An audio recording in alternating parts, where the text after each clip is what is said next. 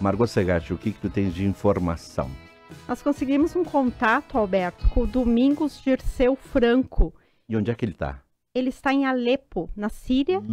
Tá brincando. Ele é paranaense, ele vai falar com a gente, ele é um economista religioso do movimento católico dos focolares e vive há 3 anos em Alepo.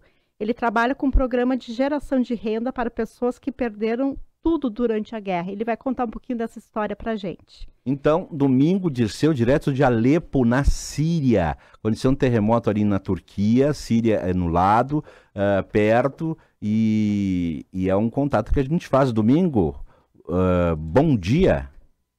Oi, bom dia. Bom dia, Alberto. Tudo bem por aí? Tudo bem por aqui. aqui. São já 3 horas da tarde. 3 da tarde aí em Alepo. Uhum. São 3 horas da tarde. Domingo, eu fui do movimento Focolare, viu? Conhece o Tatu, o Ricardo Zunha, turma aqui de Caxias do Sul? Conheço muito bem o Ricardo Zunha. Esse pessoal que conseguiu contato amigo. Esse pessoal que conseguiu contato contigo aí na Síria. Bom, que distância, o que aconteceu na Síria, o lugar que tu tá, onde o terremoto atingiu mais na Síria aí, Domingo? Olha, o terremoto, o epicentro foi na Turquia, né, no sul da Turquia, que fica ao norte da Síria, sobretudo ao norte da cidade de Alepo, onde eu moro aqui, né, há 3 anos, né. Então, a magnitude que foi sentida aqui, praticamente, experimentada, foi quase a mesma do epicentro, né, um pouquinho menor, né. E a cidade foi uma daquelas que mais sofreram aqui na Síria, né, os efeitos do terremoto, né. Tem outras cidades aqui também no litoral, como Latáquia, que é na fronteira com o Líbano, também foi muito afetada, né. Mas em toda a Síria, hoje se fala de mais ou menos 3.800 mortes, o número de prédios não se sabem ainda, mas só em Alepo são mais de 50, né? E o número de vítimas fatais são essas mais de 3.000, né? 3.000. Mais de 3.000. Juntar... E foi assim uma cena, realmente, como se está dentro de um filme, né? Para mim parecia estar dentro de uma realidade, de um Titanic ou de um 11 de setembro. Aqueles poucos segundos ali, né? Porque onde eu moro foi assim, tudo tremia, né? Foi horrível. Numa ocasião, conversei com uma pessoa que era de El Salvador, Domingos, e essa pessoa disse que o terremoto no Haiti durou 30 segundos e lá morreram 600.000 pessoas. Quer dizer, quanto tempo demorou esse terremoto, esse tremor aí que apavorou todo mundo? O primeiro tremor durou 1 minuto e meio, mais ou menos.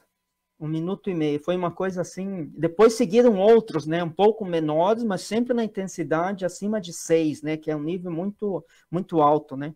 E o problema, Alberto, que nos próximos dias os tremores continuaram, inclusive até ontem à noite teve um outro tremor, né, que são os tremores, né, com um nível, graças a Deus, bem inferior, com uma duração assim de 1 a 3 segundos, né, e isso causa um grande medo nas pessoas para voltarem para as casas, né, aquelas que não foram destruídas, né. E aqui precisa também ressaltar toda uma questão do contexto, né? Porque a Síria aqui são 12 anos de guerra, né?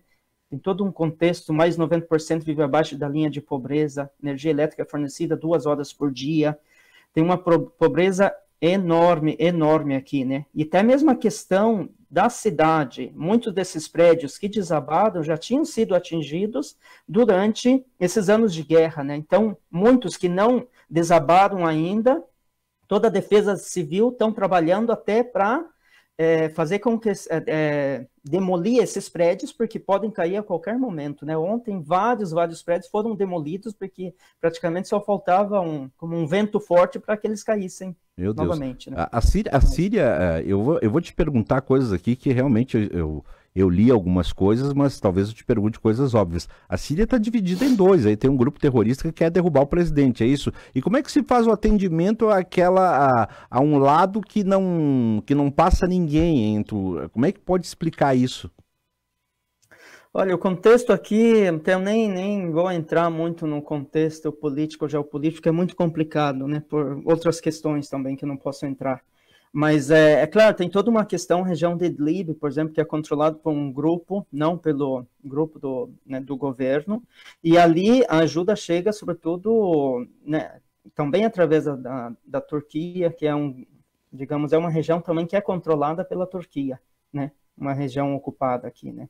Então, sim, falamos não somente de um país, né? Certamente um país, mas que ainda tem toda uma situação ali que precisa se resolver, né?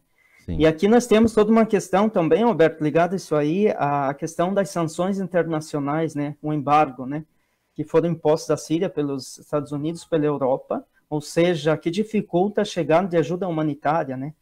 Claro. E a gente trabalha, inclusive, aqui com movimentos focolares também, para fazer com que a voz, né, do sofrimento do povo sírio possa chegar, inclusive até organismos, né, como Nações Unidas, não somente nós, com outros organismos, né, que têm uma certa voz também, para fazer com que essas sanções sejam retiradas, né? E ontem, assim, tava com um grupo, com as pessoas, assim, fora, recebi uma notícia dizendo que algumas dessas sanções foram retiradas por 6 meses. E isso é uma ótima notícia, Estados ao Unidos, menos para poder chegar a Estados ajudas Unidos e Europa. Sim. Estados Unidos e Europa acabaram com essas sanções aí por 6 meses, é isso, né? Sim, ao menos para as ajudas, né, para que chegue ajuda humanitária, né? Isso já é muito positivo, porque até agora, nos primeiros, até ontem, né, as ajudas tinham chego de vários países aqui próximos, né, da Líbia, da Jordânia, da Argélia e outros países, né, do Egito, né? Mas países do Ocidente não, ainda pela questão que, né, o tráfico aéreo, tudo não se pode, né, acontecer aqui. Então, é uma ótima notícia que vem ajudar também a, né, fazer com que esse sofrimento fosse amenizado um pouco, né, pela ajuda. Então, na Síria, em torno de 3 mil, mas já se fala em 12 mil na Turquia também, 12, 13, 15 mil pessoas que morreram, né? Então, até ontem, os números são bem, porque tem na Turquia, claro, dados assim que eu acho que são fontes bem certas, assim, eu estava lendo, na Turquia você fala de 22 mil mortos, e aqui na Síria em 3.800 mais ou menos, né? Ontem à noite tem uma cidade no litoral aqui, cidade de Jabal, mais de 250 pessoas morreram ali, cenas assim terríveis, né? De encontrar crianças até que ficaram mais de quase 100 horas, né, debaixo dos escombros, seja aqui ou na Turquia mesmo, né? Claro. E qual é a temperatura? Nós estamos falando com o Domingos de Seu Franco, é um paranaense, está em Alepo, na Síria. Nós estamos falando ao vivo e imagem aqui no Facebook. Qual é a temperatura aí nesse momento, hein? Nesse momento é mais ou menos 8 graus. Aqui a gente está atravessando um inverno bem rigoroso, né? E, inclusive, no momento em Damasco, por exemplo, que fica a 400 quilômetros daqui no sul do país, está nevando nesses dias, né? Mas Damasco, graças a Deus, não foi muito atingida pelo terremoto, né? Pela distância também daqui do epicentro, né? E durante o evento, Alberto, né, que durou esse minuto e meio, né? A gente saiu na chuva, né, descalço, de pijama, porque o prédio todo, a impressão que mesmo, né, pessoalmente que eu tive, que todos tiveram, é que, né, o prédio ia desabar em cima de você, né? Então aqueles poucos segundos que você tem para tomar uma decisão assim, e as pessoas ficaram nas ruas por 2 dias, né? Nas ruas, sobretudo por 2 horas no início, depois tentaram voltar para casa, mas por 3 dias não dormiram nas casas, né? Ontem que começaram a voltar, né? Depois que iniciaram algum controle, digamos, da situação dos prédios, você não está com risco ainda de desabar, né? Você já falou aí, mas assim, não me lembro, a hora do terremoto foi que hora? Foi o horário às 4h17, que seria às 10h17 o horário do Brasil, né? Aqui a gente está às 6 horas adiante. Sim, né? Então, como o pessoal estava, o pessoal saiu do prédio, né? Todo chinelo, o pessoal saiu pijama, com chuva. Com chuva, E muitas dessas baixa. vítimas, muito. E muitas dessas vítimas, inclusive, foram né, atingidas até porque as varandas de muitos prédios desabaram, sejam caindo em cima de carros ou das pessoas que tentavam escapar naquele momento, né? Claro. E da situação, né? Mas era assim, cenas, assim, o primeiro dia, né? Até mesmo o prédio onde eu moro, graças a Deus, não foi muito danificado, digamos, a gente tá voltando para casa, tudo, né? Mas bem próximo aqui, muitos prédios caíram, tem inclusive um sacerdote amigo meu que perdeu a vida, né? Embaixo dos escombros, né? No prédio onde morava, outras 4 pessoas, né? Com ele morreram. Então, é uma cena, assim, sobretudo aquela do primeiro dia, você vê as pessoas dormindo na chuva, com lonas, assim, coisas improvisadas, né? Mas tem um grande multirão também de solidariedade, né? as mesquitas, as igrejas que abriram as portas, né? E esses dias mesmo, tem um colega aqui da comunidade, né, do Movimento dos Focolares, foi inclusive chamado para dialogar com um grupo de jovens adultos dos salesianos aqui, com mais de 400 pessoas, para tentar tratar o tema do trauma, né, do medo. E que esse é o principal, né, além da ajuda humanitária, né, da comida, coberta, tudo. Ou seja, a gente tem que reconstruir a Síria não somente através das pedras, dos tijolos, né, mas reconstruir a pessoa, né? E essa operação leva muito tempo, né? Porque você está tratando com o ser humano, né? E cada um vive essa experiência de um modo diferente. Né? Já tem que viver a guerra, ainda tem que viver o terremoto. Como é que tu consegue dormir, Domingos, hein? Com essa possibilidade de tremor e de novos... Tem pequenos tremores e de um novo terremoto, hein? Olha, os primeiros 2, 3 dias foi difícil sem dormir, né?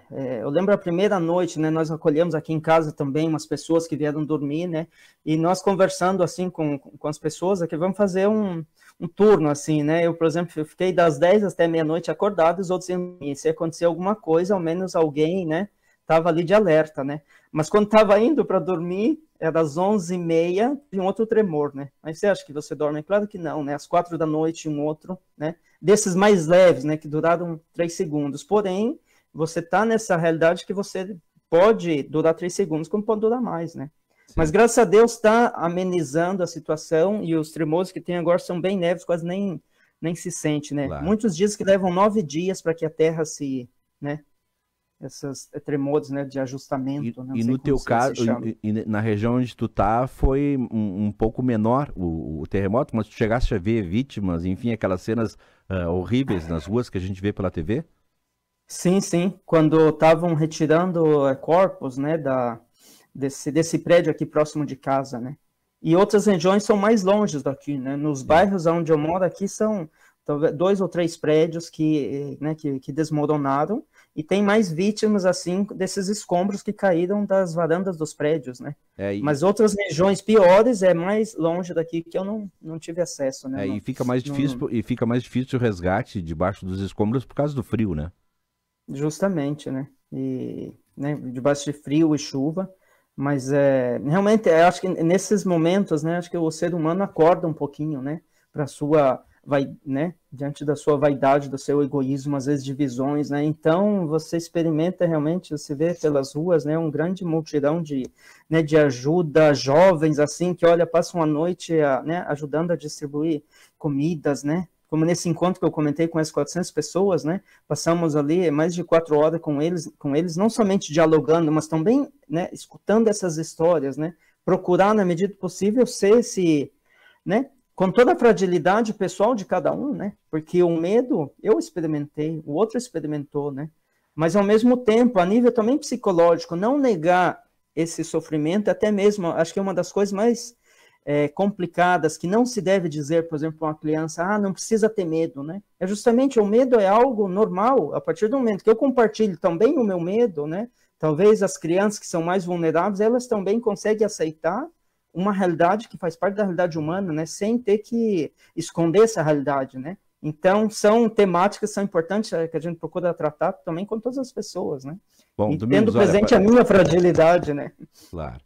Domingos, olha, muito bom falar contigo, quero dar o parabéns para a Margot e para o Anderson aqui, que possibilitaram esse contato contigo ao vivo. Nós estamos falando aqui com o bairro de Caxias, nós estamos falando com Alepo, nós estamos falando com um cidadão que está na Síria. E eu fui do Movimento Focolares, eu te dou aí 1 minuto para falar sobre o Movimento Focolares. Eu li as palavras de vida, eu acho, da Chiara Lubitsch, que foi uma das fundadoras do Movimento Focolares, né? Uhum. Não, aquilo que eu poderia dizer sobre movimentos focolares aqui, aquilo que a gente procura fazer, porque aqui de esperança você não pode falar. Você pode gerar esperança através de ações concretas, né?